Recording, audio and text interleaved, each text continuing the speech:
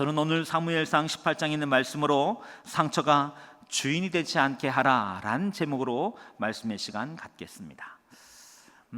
현대 사회는 우리 많은 사람들에게 혹은 우리 모두 달에게 어쩌면 가치 증명을 요구하는 시대가 되어진 것 같습니다.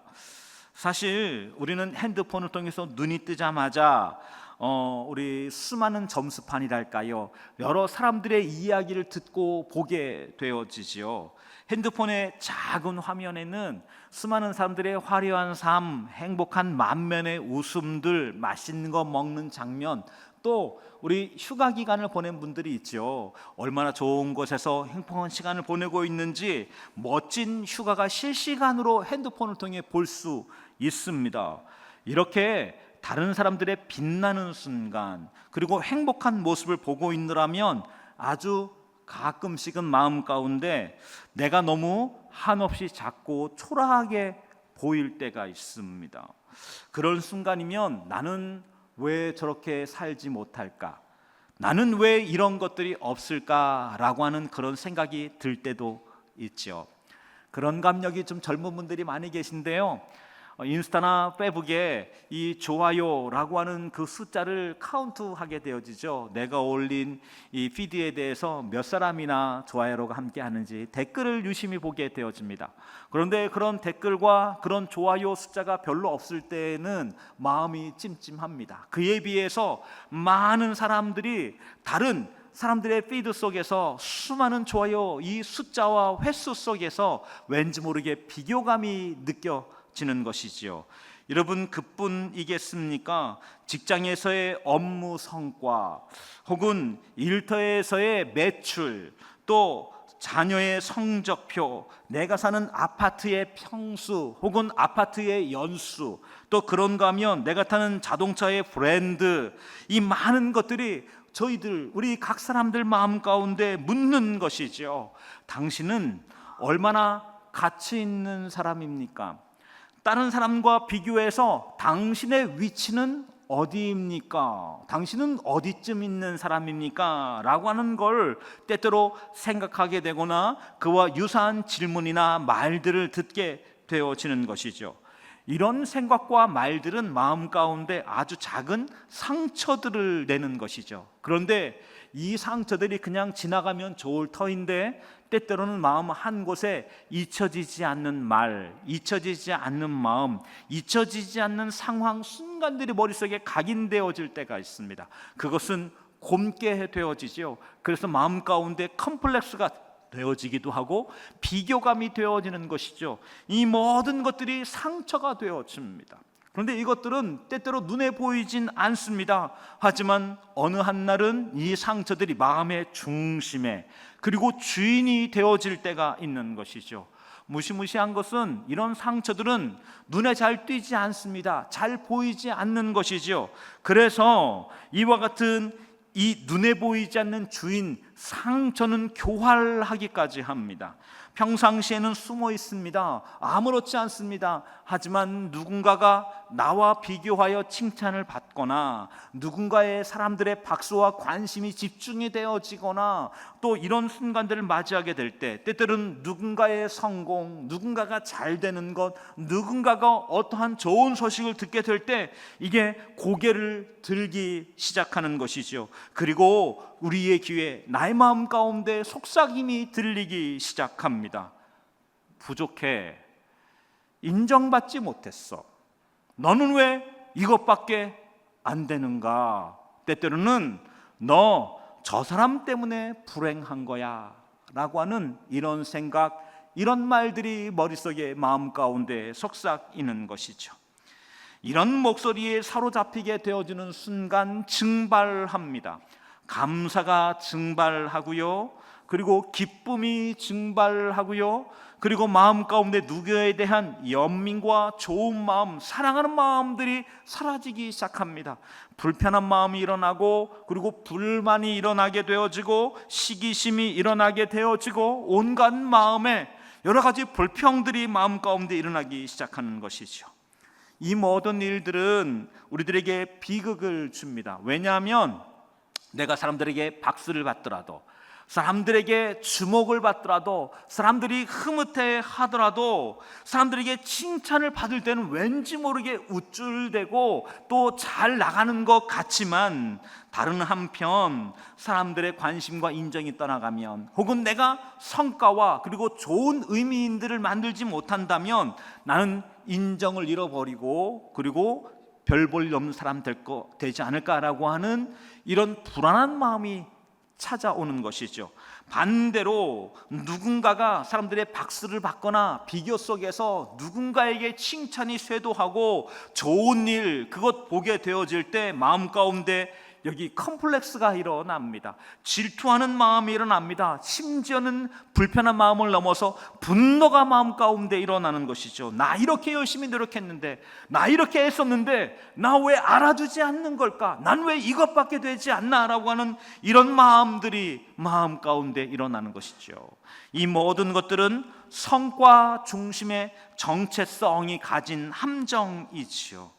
나 자신의 가치, 나의 삶에 대해서 타인들의 평가, 그게 부모님이든 그게 형제든 그게 이웃이든 그게 성도든 누구든, 이와 같은 사람들의 평가에 왠지 모르게 끌려다니는 마음을 갖게 되는 것, 그래서 그 안에서 깊은 안정감과 자유가 사라지는 것이지요. 때로 어떤 분들은 이와 같은 이 비교감과 마음들이 그 대상이 사라졌음에도 불구하고, 없어졌음에도 불구하고 마음에 깊은 응어리로 남아있는 분들도 있는 것이죠. 오늘 본문 속에서 사무엘상 18장 본문 속에는 가치 증명 게임에서 처참하게 패배했던 한 사람이 등장합니다. 이 컴플렉스와 그리고 비교감, 이것 앞에 자기의 삶의 주도권을 내어주었던 한 남자의 비극적인 이야기가 등장하고 있는 것입니다. 이 사람의 이름은 무엇일까요? 두 글자입니다. 시옷으로 시작합니다. 누굴까요? 사울입니다. 사울은 모든 것을 가진 사람입니다. 이스라엘의 초대 왕입니다. 이스라엘은 12지파로 나눠져 있습니다. 12조각 나 있는 것이죠. 그런데 이 12부족을 하나로 묶었습니다. 이거 쉽지 않습니다. 사울은 얼굴이 붉었고 그리고 키가 다른 사람들보다 어깨 위에 있다라고 했습니다. 키가 큰 사람이었죠. 그런 면에 이 사람은 훤칠한 미남이었습니다.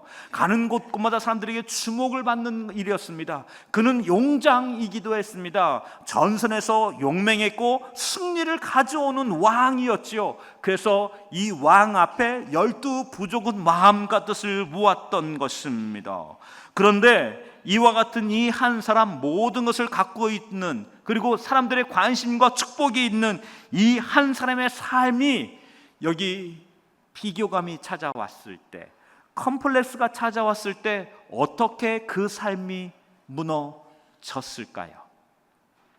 그 시작은 이스라엘의 최대 축제, 기쁨의 잔치, 그 절정에서 시작이 되어졌습니다. 바로 소년 다윗이 거인 골리앗을 이겼습니다. 블레셋을 쳐부수게 된 것이죠. 대승을 거두었습니다. 온 백성들은 두려움에 떨었었습니다. 우리 이제 끝장나나 보다. 그런데 대승을 통해서 이스라엘은 다시금 지위를 확보하게 되어졌고 또 번영할 수 있는 기회를 맞이하게 된 것이죠.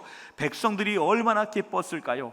여기 이 전쟁에서 애썼던 군인들이 이제 이스라엘로 들어오는 것이죠. 이 사람들을 향해서 박수와 갈채를 보내는 개선 장군의 행렬이 있었던 것이죠.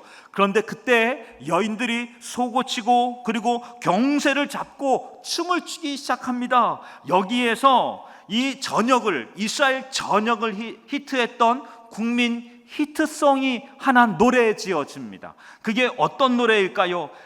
여인들이 다 같이 합창하며 사람들이 부르기를, 사울이 죽인 자는 천천히요 다윗은 만만이로다 라고 노래를 부르기 시작합니다.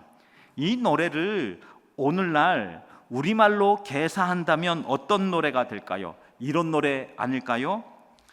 사울은 천점 만점의 천점, 다윗은 천점 만점의 만점, 이런 노래 아닐까요? 사실 이 노래는 악의적인 비난이 섞여 있지 않았습니다. 고대 히브리 사람들은 점층적인 대조법을 이뤘던 것이죠. 그래서 이것도 좋고 저것도 좋다는 노래인 것이죠. 한 나라에 장군이 있습니다. 왕이 있습니다. 한 사람이 몇 사람을 무찌를 수 있습니까? 아마 한 사람이 두세 사람 무찌르는 것도 쉽지 않습니다. 그런데 사울에게 무엇라 말하고 있습니까? 사울은 천천이라고 말을 했습니다. 한 사람이 1000명을 감당했다는 것입니다. 이거 어마어마한 노래입니다. 야, 이런 한 사람만 있어도 그 나라 국방이 든든할 것입니다. 그런데 여기에 새로운 한 사람이 등장했습니다. 새로운 영웅의 등장이지요. 그는 어렸습니다. 그리고 애순이와 같이 젊은이였었습니다. 그런데 이 사람이 거인 골리앗을 이겼고 블레셋을 무찔렀던 것이죠. 백성들의 마음 가운데 기쁨이 있었습니다. 그래서 사울은 천천히고 그리고 다윗은 만만이다 라고 말한 것이죠. 그 나라 안에 기쁨이 두 개라는 뜻 아니겠습니까? 이 왕, 사울과 같은 왕이 있으니 얼마나 다행인가. 여기에 어리지만 장래가 유망한 다윗과 같은 한 사람이 등장했으니 이 또한 얼마나 즐거운 일인가. 일로 인해서 사람들은 노래하고 춤추고 박수하며 기뻐하는 순간, 바로 이 모든 일들, 그 기쁨 속에 있는 일들이었었죠. 그런데 이 사람들이 축제를 누리고 기뻐하고 그 일로 인해서 감탄하는 그때, 여기 이 사울의 귀에는 이 노래가 찬가로 들려지지 않았습니다. 축복의 노래로 들려지지 않았습니다. 이 노래는 사울의 마음 가운데 방아쇠 하나를 당겼습니다. 사울은 8절에서 이렇게 기록합니다. 8절 말씀 같이 한번 읽으실까요? 8절 함께 읽겠습니다. 사울이 그 말에 불쾌하며 심히 노하여 이르되 다윗에게는 만만을 돌리고 나에게는 천천만 돌리니라고 말하고 있는 것이지요. 사울의 귀에는 이 노래가 축가와 그리고 축복의 노래가 아니라 자기 자신을 평가하는 노래, 그리고 백성들의 냉정한 성적표. 아니, 저 사람 얼마나 대단한 일을 했다고, 그 한 사람 등장했다고 나는 천천히고 저 사람은 만만이라고 라고 하는 이 노래로 듣고 있는 것이죠. 마치 이 다윗 때문에 자신의 지위가, 자신의 가치가 깎인 것처럼 들리게 되었습니다. 그리고 그 모든 일들 속에서 자신의 자리를 위협하는 장래의 비수가 될 수 있겠다라는 생각을 하고 있는 것이죠. 그리고 이 노래를 통해서 백성들의 민심이라고 하는 거대한 여론이 자기에게서, 사울에게서 지금 다른 곳으로 분리되었구나, 분산되었구나, 그리고 누군가가 더 큰 인기를, 더 큰 자원을 갖게 되는 것 아닌가라고 하는 이런 마음을 갖게 된 것이죠. 그렇다면 우리는 질문할 수 있습니다. 아니, 사울이 왜 그렇게 예민한 거야? 사울이 왜 그렇게 이 일에 대해서 이런 생각을 하는 거야? 라는 질문을 할 수 있습니다. 맞습니다. 이 노래는 사울에게 마음속에 깊이 갖고 있었던 상처 하나, 방아쇠를 당겼습니다. 그것은 바로 왕으로서의 정체성 컴플렉스였습니다. 당시에는 이스라엘의 최초의 초기 시기이기도 했었습니다. 그리고 또 하나, 여기 사무엘을 통해서 한 가지 이야기를 듣게 되어집니다. 그 이야기가 어떤 이야기일까요? 왕으로서 하나님께서 사울을 버리셨다라고 하는 이야기였던 것이지요. 사무엘상 15장 23절 말씀입니다. 제가 읽어드리겠습니다. 이는 거역하는 것은 점치는 죄와 같고 완고한 것은 사신 우상에게 절하는 죄와 같음이라. 왕이 여호와의 말씀을 버렸으므로 여호와께서 또 왕을 버려 왕이 되지 못하게 하셨나이다 라고 하는 이 메시지를 듣게 된 것이지요. 자기 자신이 지금 이 왕좌로 있습니다. 가장 중요한 사람으로 있습니다. 리더십으로 있습니다. 그런데 이 자리는 자기가 영구히 이 자리에 있는 것이 아니라 언제든 빼앗길 수 있다. 누군가가 빼앗아 갈 수 있다. 누군가가 이 자리를 차지할 수 있다라고 하는 이 냉엄함 앞에 서게 된 것입니다. 왜 그렇습니까? 자신의 왕권이 하나님의 인정, 내적인 인정이 아니라 백성들이 누구에게 지지를 보냈느냐, 저 사무엘 한 사람이 아닌 백성들의 지지가 누구에게 커지냐, 그것이 자기의 삶의 자리가 된다라고 생각했기 때문에 그런 것이지요. 맞습니다. 이 지점에서 사울은 크나큰 내면의 불안과 그리고 이 컴플렉스가 폭발하기 시작합니다. 사울의 자존감은 사람들의 평가에 있습니다. 사무엘 그 한 사람 뭐라 해도 상관없어. 사무엘, 내가 그를 믿을 수 없다면 내가 믿을 수 있는 건 이 백성들의 인기, 백성들의 응원, 백성들의 지지, 백성들의 환호, 그것 위에 내가 있는 것 아닌가라는 생각을 하게 된 것이지요. 그래서 당대의 최고의 인기남이었던, 그리고 사람들의 관심과 모든 일에 집중력이 있었던 자기 자신, 그런데 이 젊고 유능한 다윗의 등장으로 인해서 다윗을 칭찬하는 목소리가 자기의 내면에 왠지 실패자가 되어져 가고 있는, 자기의 안전한 기반을 흔드는 사람으로 있는, 그래서 이 다윗의 인기가 단순한 그 한 삶을 향한 축복과 축제가 아니라 자기 삶을 향한 위협과 위기로 느끼고 있는 것이죠. 그래서 8절 후반부는 이렇게 말하고 있습니다. 그가 더 얻을 것이 나라 말고 무엇이냐. 이 독백 앞에서 사울은 얼마나 큰 번민을 하고 있는 것입니까? 여러분, 우리 때때로는 비교감, 컴플렉스, 이와 같은 상처가 우리 삶을 지배하는 방식은 무엇입니까? 네, 그것은 다른 사람들의 성공을 진심으로 기뻐할 수 없게 합니다. 다른 사람들이 잘 되고 즐거워하는 것, 행복해하는 것이 마냥 즐겁지만은 않습니다. 누군가가 성공한 그 일을 마냥 기뻐할 수 없는 것이죠. 마음 깊은 곳에서 나는 왜 안 될까? 나는 왜 이럴까? 나는 왜 없을까?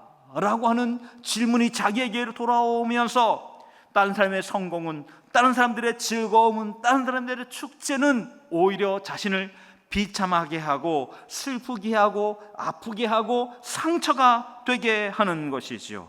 여러분, 만약에 누군가가 우리 가까이에서 행복하고 즐거운 뉴스를 듣게 됩니다. 잘 되는 이야기, 좋은 이야기를 듣게 됩니다. 그런데 마음 가운데 깊은 곳에서 조금 전에 말씀드렸던 그와 같은 마음이 든다면 마음 가운데 죄송하지만 사울이 눈을 뜬 것입니다. 사울이 고개를 든 것입니다. 그리고 사울이 움직이기 시작하는 순간인 것이죠.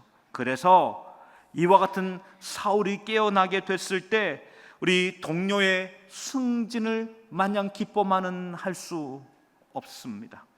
누군가의 자녀가 좋은 대학에 입학했다는 것만을 진심으로 축복할 수 없게 되어집니다. 누군가가 더 좋은 곳으로 이사 갔다는 이야기가 왠지 마음이 불편해집니다. 누군가가 차를 샀다는 이야기가 그 마음 깊은 곳에 왠지 씁쓸하게 되어지는 것이지요. 이제 이와 같은 이 비교감, 컴플렉스, 이 상처가 주인이 되어지자 사울의 세상은 왜곡되기 시작합니다. 여러분, 첫 번째는 그의 시선이 왜곡되기 시작합니다. 다 함께 9절 말씀 읽어보겠습니다. 함께 읽겠습니다. 그날 후로 사울이 다윗을 주목하였더라. 여러분, 저기서 저 주목하였더라 라고 하는 저 단어는 사랑과 관심의 마음으로 그를 쳐다보고 있는 순간이 아닙니다. 의심과 적의를 가지고 무언가를 엿보듯 쳐다보고 있는 것이죠. 그 시선이 굉장히 공격적이고 날카로운 그것이 바로 그 단어입니다. 주목하게 된 것이지요. 그 순간 이 사울은 세상이 바뀌고 말았습니다. 한편 생각해보면 다윗은 고마운 사람입니다. 한나라의 암울했던 미래를, 그 먹구름을 걷어낸 사람입니다. 얼마나 고마운 사람입니까? 다른 한편 그의 수고로움과 애씀을 통해서 더 많은 희생이 멈추게 되었습니다. 얼마나 귀한 순간입니까? 나라는 블레셋이라고 하는 그 그늘을 떨쳐버리게 되었습니다. 얼마나 충신입니까? 이 모든 귀하고 아름다운 것들, 그 이야기들 속에서 사울의 시선은 그 다윗이 곁에 있어 고맙고 좋고 충성된 사람이 내 곁에 있어서 든든한 순간이 아니라 제거해야 될 위협으로 느껴지기 시작한 것이죠. 비교감이라고 하는 색안경이, 그리고 컴플렉스가 눈앞에 색안경으로 쓰여지게 되는 그 순간 세상은 왜곡되기 시작하는 것이죠. 그래서 충성스러웠던, 든든했던 그 한 사람은 어느 한 순간 제거해야 될 정적이 되어지는 것입니다. 두 번째로는 영혼이 파괴되어집니다. 우리 10절 말씀 다 같이 한번 읽어보겠습니다. 함께 읽겠습니다. 시작. 그 이튿날 하나님께서 부리시는 악령이 사울에게 힘있게 내림에 그가 집안에서 정신없이 떠들어대므로 다윗이 평일과 같이 손으로 수금을 타는데 때에 사울의 손에 창이 있는지라. 여러분, 읽었던 말씀 가운데 이 열등감과 비교감 컴플렉스가 얼마나 무섭게 자라는지를 보여주는 한 단어가 등장합니다. 바로 그 이튿날이라고 하는 단어이지요. 지난 한밤 그 노래를 들었습니다. 지난 한밤 축제의 시간을 보내었습니다. 하지만 다음날 아침 그의 내면은 붕괴되어지기 시작합니다. 어쩌면 밤사이를 끙끙 앓았을 것입니다. 밤자리가 편치 못했습니다. 다윗 이 한 사람 생각하면 이거 옆에 있어 불편한데 이 사람 어떻게 해야 되지라고 하는 온 고민 속에 그 한밤을 보내게 되어지는 것이지요. 맞습니다. 이와 같은 상처가 그 마음 가운데 작용이 되어질 때 내면의 붕괴는 신속하게 일어납니다. 갑작스럽게 일어납니다. 그리고 한밤을 불태우게 되어지는 것이지요. 그리고 이제는 이 상한 마음, 상처의 마음, 그 마음이 그 한밤뿐 아니라 그 영혼을 잠식하기 시작하는 것이지요. 그리고 10절에 읽었었던 하나님께서 부르시는 악령이 사울에게 힘있게 내렸다라고 하는 바로 그 구절이 있습니다. 이 말은 하나님께서 악령을 조장하여서 사울에게 보내었다라고 하는 뜻의 이런 말씀이 아닙니다. 저 말씀의 정확한 해석은 사울이 반복적으로 불순종하고 악한 마음을 끝까지 붙들게 되어지자 하나님이 떠나고 하나님의 보호하시는 성령의 은혜가 떠나게 되어지고 그 자리, 텅 빈 그곳에 악한 영이 오게 되어진 것이지요. 그저 그 사울의 마음 가운데 질투의 화신이 되어지고 분노의 마음을 걷잡을 수 없게 되어지고 불편한 감정으로 이 사람 어떻게 해야 될까라고 고민하면서 그 악한 마음을 도모하게 되어질 때 악한 영을 불러들이는 그 마음의 문을 스스로 열게 되어진 것이지요. 그리고 그 악한 영이 주는 그와 같은 그 마음들로 마음이 가득히 채워져 있습니다. 여러분, 이 모든 일들은 얼마나 끔찍한 일들을 만들어가고 있을까요? 이 말 앞에서 여기 이와 같은 말들 속에서 거룩한 것이 왜곡이 되어지는 비참한 현실이 이제 눈앞에 펼쳐지기 시작합니다. 참으로 상처가 마음의 주인이 되어질 때 너무나 놀랍고 염려되어지는 현장이 등장합니다. 그것은 이제 10절과 11절 사이에 벌어지기 시작하는 것이죠. 첫 번째로는 보호의 도구가 살인의 도구가 되어집니다. 그 사울의 옆에 무엇이 있다라고 말했습니까? 창이 있다라고 말했습니다. 이 창은 어떤 용도의 창입니까? 백성을 보호하는 용도의 창입니다. 사람들을 지키는 창입니다. 이스라엘의 가장 중요한 그 왕으로서 권위를 보여주는 창이기도 했었습니다. 그런데 이 창의 창끝이 저 밖에 있는 이스라엘을 위협하는 사람, 백성에게 슬픔을 주는 사람이 아니라 내부의 한 사람, 그 가운데는 충성스러운 한 사람, 고마웠던 한 사람에게로 창끝이 내부로 향하기 시작한 것이죠. 그래서 한 나라의 영웅이자 고마웠던 충신 그 한 사람을 향하게 되어집니다. 여러분, 그래서 비교감, 이 컴플렉스, 고민 속에 리더십들이 마음이 빼앗기게 되어질 때 공동체를 세우는 사람이 아니라 공동체 안에서 뛰어난 사람들을 제거하는 방향으로 힘이 쓰여지기 시작합니다. 뛰어난 사람, 열심히 있는 사람, 애쓰는 사람을 억압하는 방식으로 쓰여지기 시작합니다. 그와 같은 사람들을 통제하는 방식으로 이 힘이 쓰여지는 것이지요. 두 번째로는 치유의 시간이 암살의 시간으로 바뀌어집니다.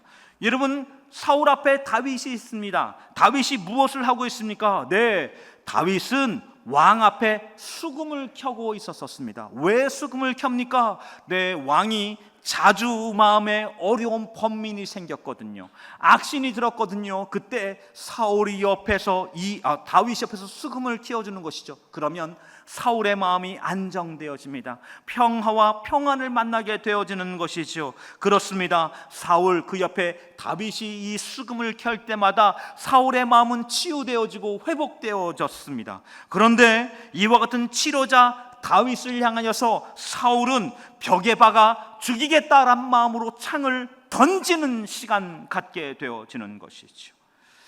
여러분, 이것은 무엇을 말합니까? 때로는 이 비교감 혹은 마음에 깊은 상처가 있게 되어질 때, 이 상처가 주인이 되어질 때 자기를 돕는 사람들의 조언, 진실한 말, 심지어는 위로가 자기에게 응원하는 말로 들려지지 않고 자기를 공격하는 말로 오해하는 일들이 일어납니다.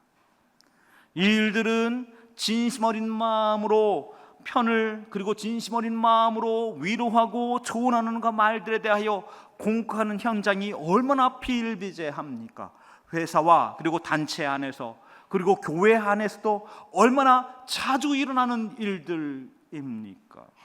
여러분, 그렇습니다. 그래서 이 주변에 있는 사람들이 떠나가는 것이죠. 건강한 관계가 축소되고 사라져가는 것이죠. 그리고 어느 한 날 자기에게 진실이 마음을 터놓는 사람이 단 한 사람도 없게 되어지는 것이죠. 여러분, 세 번째로는 예언의 행위가 광기의 몸부림이 되어집니다. 우리 성경 말씀 속에 10절 말씀에 사울이 정신없이 떠들어댔다라는 단어가 있습니다. 이 단어와 똑같은 단어가 있습니다. 그 단어는 예언하다입니다. 정신없이 떠들어대다라는 말은 자기의 생각 그리고 자기의 소망이 아니라 하나님의 영이 그에게 임하여서 주체할 수 없는 하나님의 감동으로 말하는 현장, 그 현장입니다. 그 현장이 예언하는 자리였었지요. 성경 말씀에 정신없이 떠들다라고 하는 히브리 원어는 똑같은 말로 예언하다입니다. 그런데 사울이 어떻게 하고 있습니까? 정신없이 떠들어대고 있습니다. 그것은 하나님의 영이 임하여서 주신 감동으로 미래를 예언하고 소망을 말하는 순간이 아니었던 것이지요. 그 내면 가운데 악한 영이 들어왔습니다. 그리고는 저주하는 말, 평가하는 말, 남들 향해서 찌르는 말들로 그 입술이 쉼없이 말하게 되는 그 현장이 일어나게 된 것입니다. 이것은 예언을 모방한 광기 그리고 광란의 시간들인 것이지요. 얼마나 안타까운 순간들입니까? 여러분, 그렇습니다. 비교감으로, 때때로는 이 상처로 콤플렉스가 마음의 중심에 찾아와 주인이 되어질 때 이 곤고함의 현상들이 일어나게 되어지는 것입니다. 우리의 영혼을 부패시키고 우리의 영혼을 곤고함의 저 낭떠러지로 밀기 시작하는 것이지요. 그렇다면 이와 같은 자기의 직량에서 또 상처에서 벗어나는 길은 무엇입니까? 성경은 오늘 본 말씀 통해서 두 가지의 길을 제시해 주고 있습니다.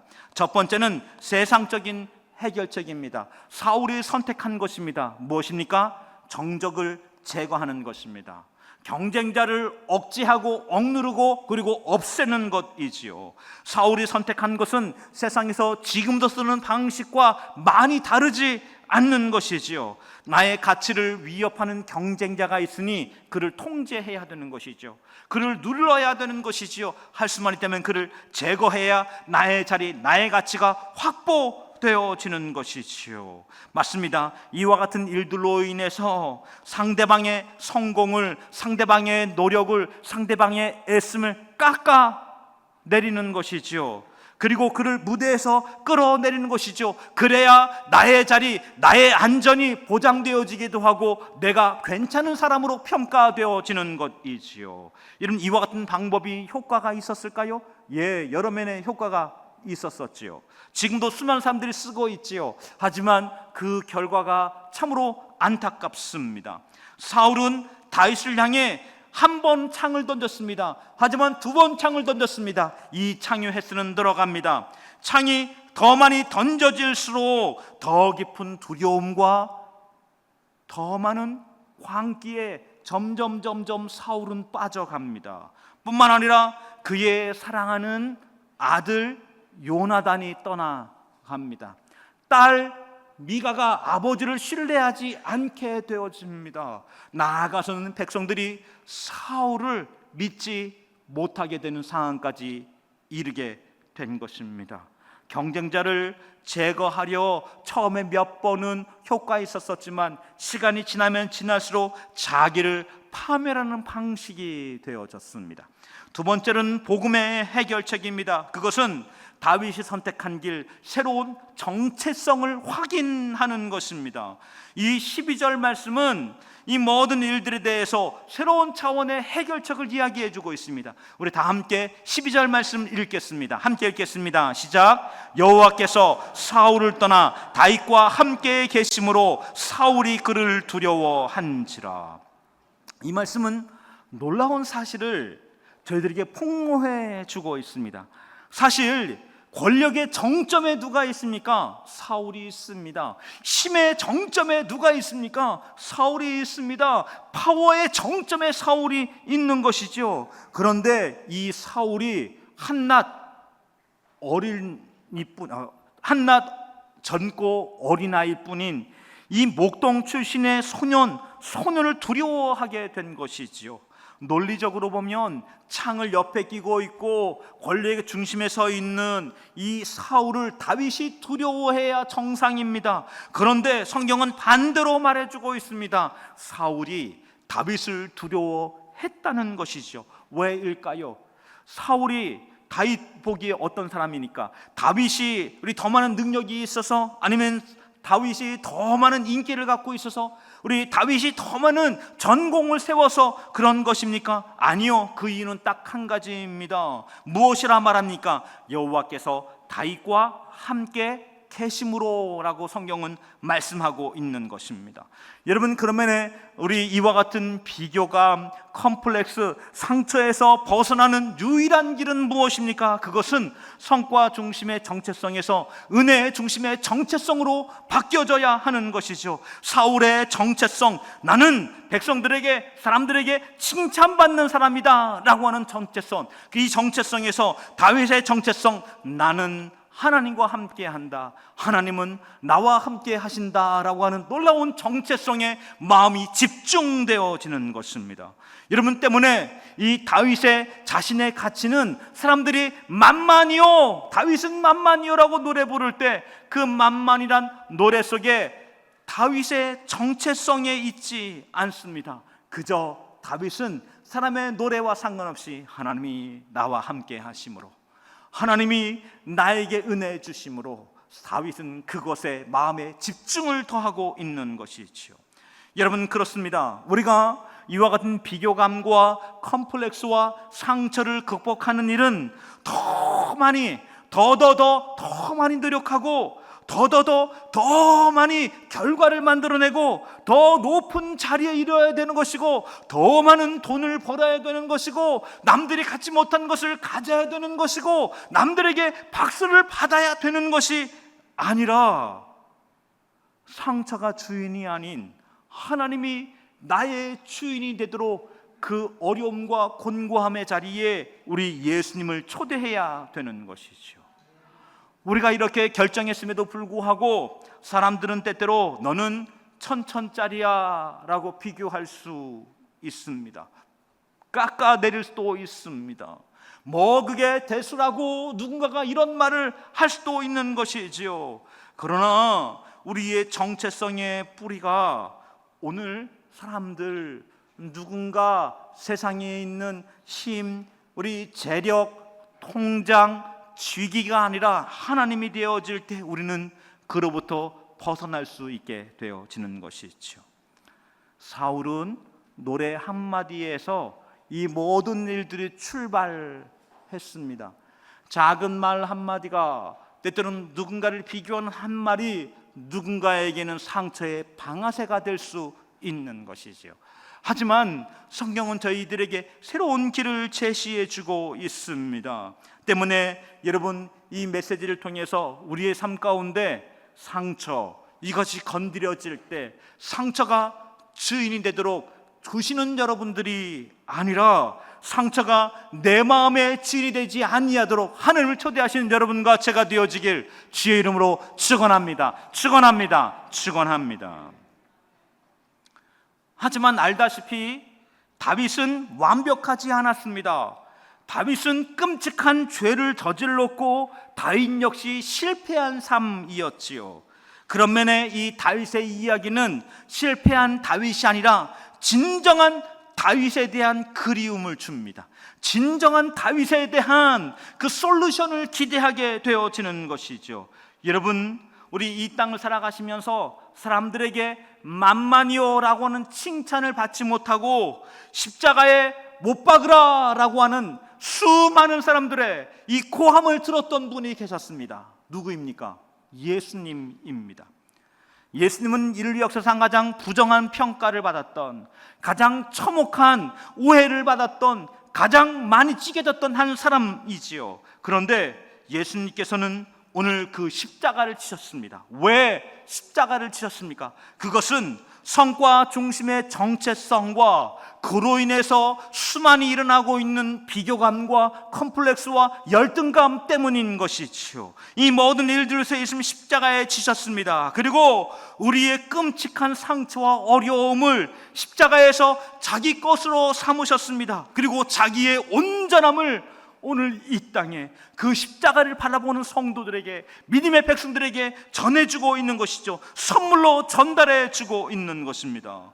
여러분, 우리의 가치는 어디에서 완성되었습니까? 예수님께서 십자가에서 다 이루었다 말씀하시는 그 순간에 우리의 정체성은, 영원한 정체성은 그 십자가에 고정되어졌습니다.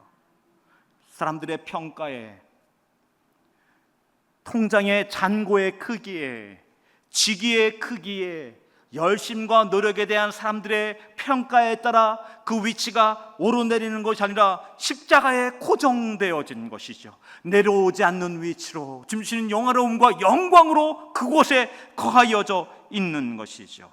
여러분, 우리가 우리의 삶에 이와 같은 상처가 흔들어질 때, 우리가 하나님 그 은혜를 초대할 때 우리에게 어떤 변화가 일어날까요? 세 가지의 변화가 일어납니다. 첫 번째는 우리 말씀드렸듯 비교 게임에서 자유를 얻게 되어집니다. 다른 사람들의 성공에 대해서 진심으로 기뻐할 수 있게 되어집니다. 진심으로 축하할 수 있게 되어집니다. 여러분, 진심으로 축하하며 진심으로 슬픔에도 동참할 수 있는 사람이 되어지는 것이죠. 그래서 동료들의 승진을, 또 다른 가정의 즐거움들을 진심으로 박수쳐주고 즐거워할 수 있게 되어지는 것이죠. 그와 같은 마음의 여유와 자유가 찾아오는 것이죠. 둘째로는 칭찬과 비난으로부터 자유롭게 되어집니다. 사람들이 나에게 만만이라고 부르게 될 때 일에 대해서 도취되어져서 우쭐해지거나 교만해지지 않을 수 있게 되어집니다. 또한 사람들이 우리를 향하여서, 나를 향하여서 천천이라고 말하며 비교하게 된 그때에도 무너지지 않습니다. 왜냐하면 나의 정체성은 사람들의 평가와 그리고 성취에 있지 아니하고 예수님이 나를 누구로 생각하느냐, 그곳에 있기 때문에 그런 것이지요. 세 번째로는 두려움의 주인이 받게 되어집니다. 두려움의 주인이 바뀌는 것이지요. 우리 통장의 잔고 혹은 직위, 내일의 안전 혹은 사람들의 박수, 그 성공에 대한 사람들의 인정이 아니라 오늘 가장 존귀한 두려움을 알게 되어집니다. 누구입니까? 하나님을 경외하게 되어집니다. 하나님을 경외한다는 것이 무엇입니까? 히브리어 이 경외하다란 단어, 야레란 단어는 단순한 두려움이 아닙니다. 불안을 조장하고 비교를 조장하고 왠지 모를 평가를 조장하는 이런 두려움이 아닌 것이지요. 십자가에서 나를 사랑하기 위하여 오늘 그 아들을 내어주신 그 사랑, 그리고 그 큰 놀라운 권세 앞에서 하나님, 제가 하나님을 참으로 경배합니다. 제가 하나님을 참으로 경외합니다. 제가 전심으로 하나님을 경배합니다. 하나님, 저에겐 하나님 외에 다른 어떤 것이 없습니다. 사람들이 두렵지 않습니다. 이 땅에 있는 사건이 두렵지 않습니다. 그 어떤 것 두렵지 않습니다. 저에게 오직 하나님이 중요합니다. 하나님 경배합니다. 하나님만이 저희의 두려움입니다. 고백하는 이 경외감으로 말미암은 은혜를 경험하게 되어지는 것이죠. 때문에 그 상처와 곤고함이 우리의 마음 가운데 우리의 마음을 때로 긁기도 하고 다가와서 속삭이기도 하게 될 때 우리가 사울의 창을 드는 사람이 아니라 십자가 그 하나님을 초대하시는 여러분과 제가 되어지길 주의 이름으로 축원합니다.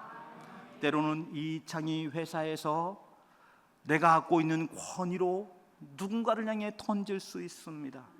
그런가 하면 말로 누군가를 함부로 평가하며 창의 말을 할 수 있는 것이죠. 일은 교회도 비일비재하게 일어납니다. 누군가를 향해서 높은 곳에서 아래를 내다보는 그런 마음으로 창을 던지듯 말하는 그런 일들인 것이죠. 그런데 그 창을 내려놓고 제가 십자가 앞에 나아갑니다. 은혜 주옵소서.